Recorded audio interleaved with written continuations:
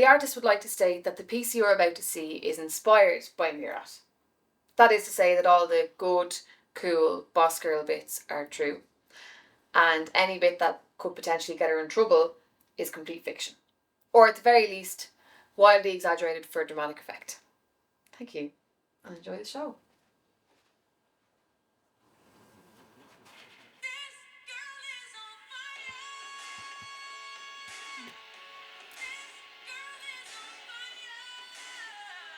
The school gym might have more than one. You get the idea?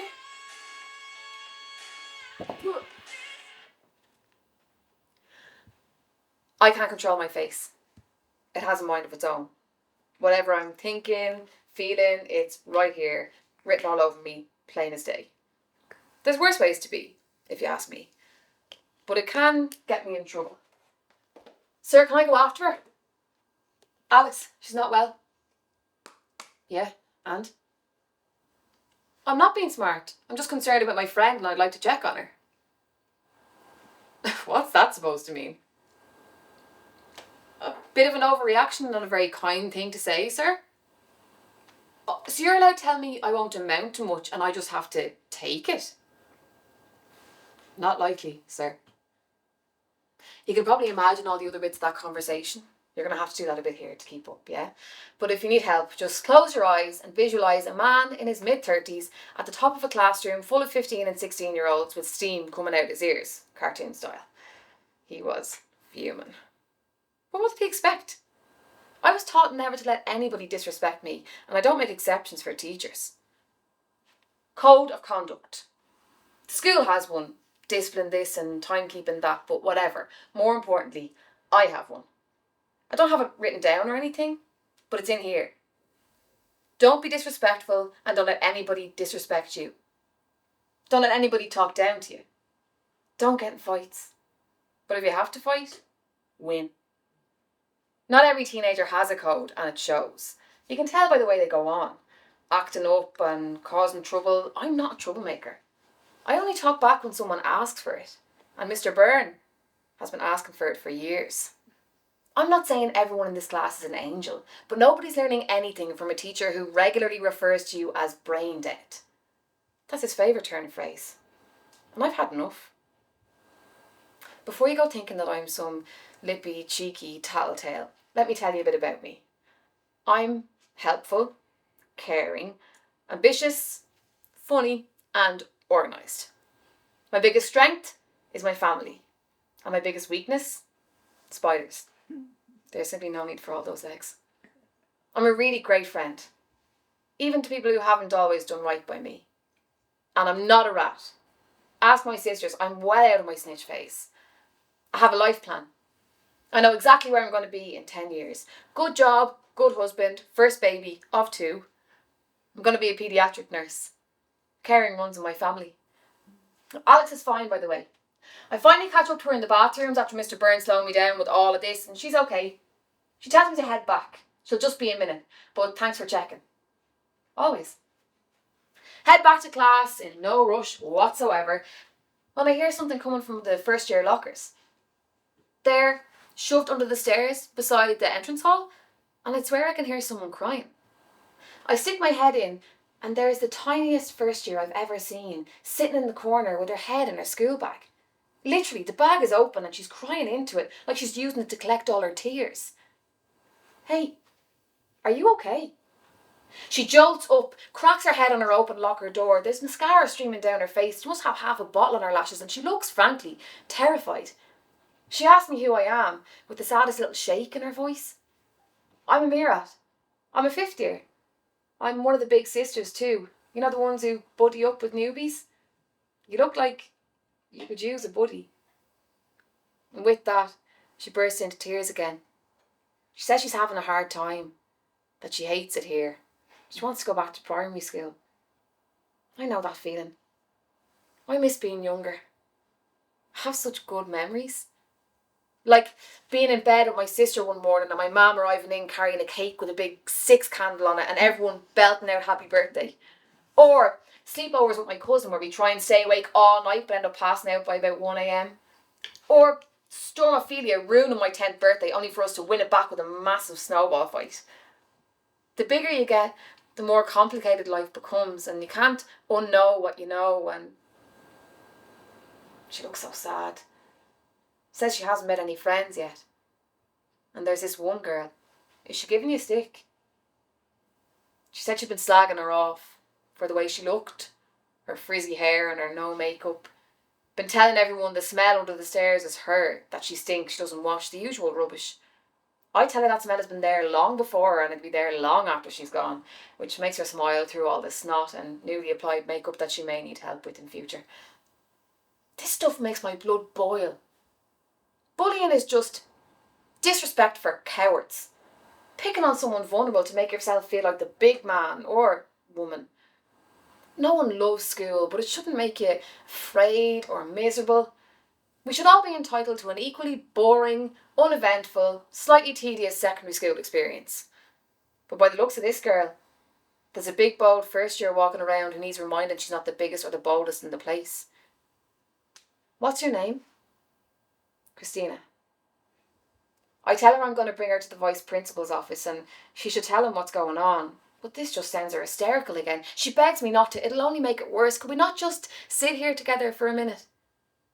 I've been gone a while now and Alex is probably back in class without me and Mr. Burns probably having a hernia. But whatever. He can wait. Some things are more important. So we sit and chat. She asks me if I have friends and I say I do. The best ones. Some since primary and some that I made here.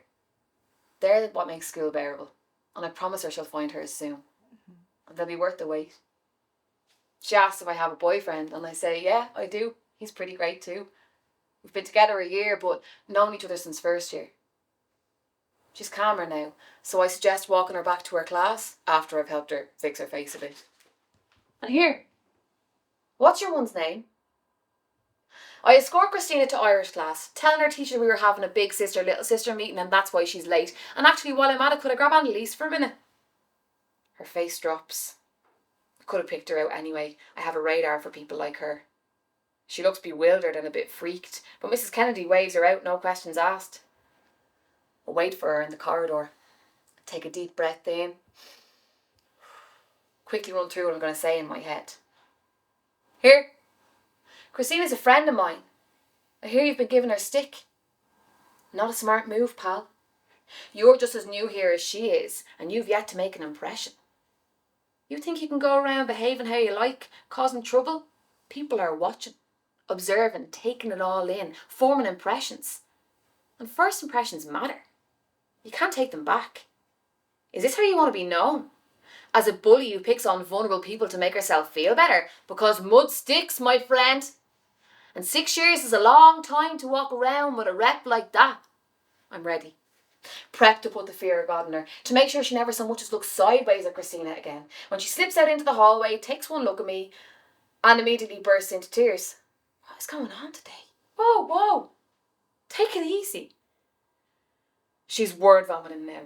Just spewing her life story at me like I asked for it, telling me that things are hard at home, that her folks are on the verge of splitting, that her sister's taking it hard and taking it out on her in turn, that they share a room but she's not allowed in, that she locks the door and only lets her in to sleep, that she was terrified starting school here knowing her sister didn't have her back or care one bit how she was getting on, so she came in hard on day one and Christina was the poor soul she landed on, that she feels awful but is afraid to stop in case the minions who ragged in behind her show of force would turn on her at the first sign of weakness, that she doesn't want to be awful to anyone else, so lets Christina take the hit so she can maintain her place in the pecking order, that she's not a terrible person, she just doesn't know what to do.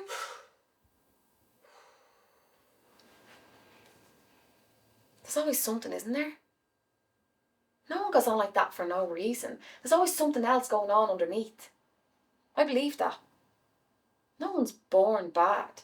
You learn that as you go from what you see and what you hear, or you learn better. And maybe that's a privilege. I was taught right, but not everyone is that lucky. I've known kids like Annalise before. I've been friends with them. When we were younger, before we got bigger and life got complicated and people started to go down different paths. It's like you're watching a movie, seeing someone change right in front of you.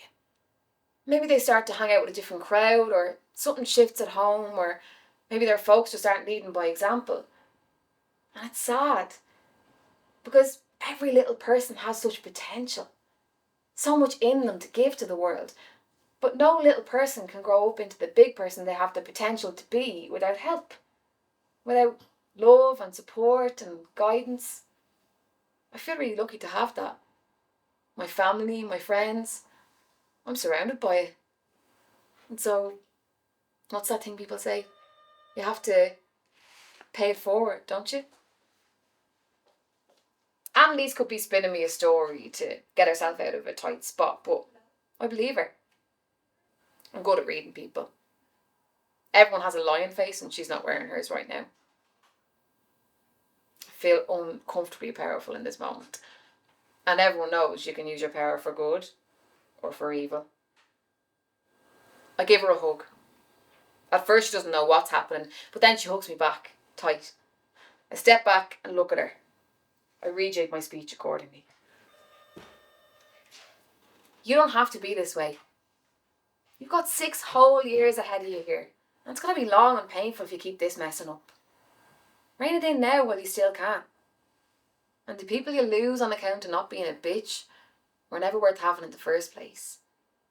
Don't be disrespectful and don't let anybody disrespect you. And if you're in need of a friend, I reckon Christine would be a good place to start. She looks at me like I have 10 heads. She's relieved, but a bit shocked. Just for good measure. And Annalise, I'll be watching. On my way back to class and I'm passing the vice principal's office and I get an impulse. I knock. Mr. Hendricks calls me in and tells me to have a seat. He's nice. He's the one students go to with stuff. He asked me how I am. No one ever asked me that. I'm fine. But I need to talk to you about Mr. Byrne. He listens to it all. The brain dead comments about the boys, the zero patience for anyone who needs a bit of extra time or help or attention, the general disdain he seems to have for us all. And to top it all off, that comment today about me not doing anything in life. And to be honest, sir, I'm fine. That comment didn't touch me, because I know exactly where I'm going in life. But I can see it affecting other people, and it's not on. He assures me he'll talk to Mr. Byrne and that he'll keep it anonymous. Not that it'll take him long to work it out who it was, but so be it. Don't be disrespectful and don't let anybody disrespect you. Feel good walking back to class, like I did the right thing. I always trust my gut on this stuff and it hasn't steered me wrong yet. I won't be here forever. The leaving cert can't come quick enough so I can get that nail and get to college. But I figure while I am here, I may as well be useful. It mightn't be my favourite place in the world. Why anyone would choose to do transition and stay an extra year is beyond me. But it gave me my friends. And the gym's pretty handy too. Mr. Byrne is seething when I rock back in a few minutes before the bell. I can tell he's been building up to this all class. He starts on about the code of conduct. How if we treat him with respect, he'll be respectful in return. As if he isn't the adult in this situation. And while this adult has been sitting here getting more and more riled up about me and my disrespect and my back chat, I've been out there sorting shit out. Maybe he has stuff going on too. Because no one goes on like this for no reason, right? There's always something behind it. Maybe I'll have a chat with him when he calms down. I smile at the thought of it. He clocks me and asks me what's funny. Is it a crime to smile? I think he might explode. He asked me, real dramatic like, where do we go from here? Well, just get on with it.